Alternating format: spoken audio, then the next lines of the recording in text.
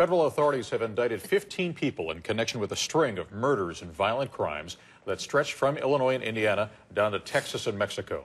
Now, most of those indicted are gang members, but one current Chicago police officer and one former Chicago police officer are also among those indicted tonight. Good evening. Authorities say the gang members are responsible for 19 murders and drug trafficking. ABC 7's Ravi Beshwal is here tonight with more on the indictments. Ravi. Well, Kathy and Alan, you know, the Chicago police officers are accused of helping the Latin Kings simply terrorize the people of the city's far southwest side, southeast side, and Indiana, carrying on brazenly criminal activity while wearing the uniform of those who normally act heroically every day.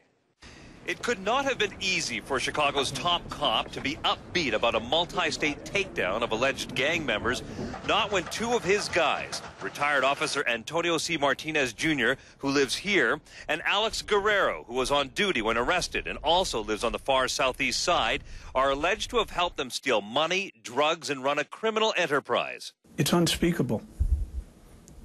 It's something that we cannot tolerate. And it reminds us that we need to redouble our efforts to ensure the integrity of all of our officers. U.S. Attorney for Northern Indiana David Kapp unveiled indictments today from a grand jury that alleged 15 members or associates of the Latin Kings conspired to run drug and weapons rackets and killed at least 19 people in the Chicago Northwest Indiana area and Big Spring, Texas. The Chicago officers allegedly made fake traffic stops of gang rivals and stole money and drugs from them.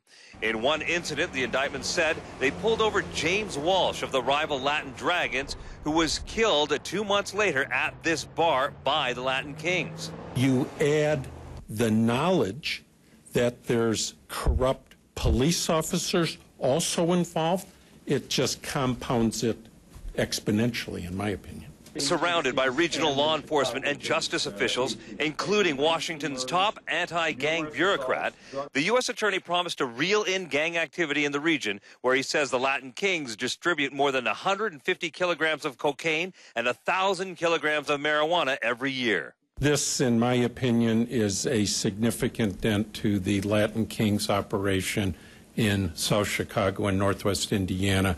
A number of these arrested are principal leaders and organizers of that organization.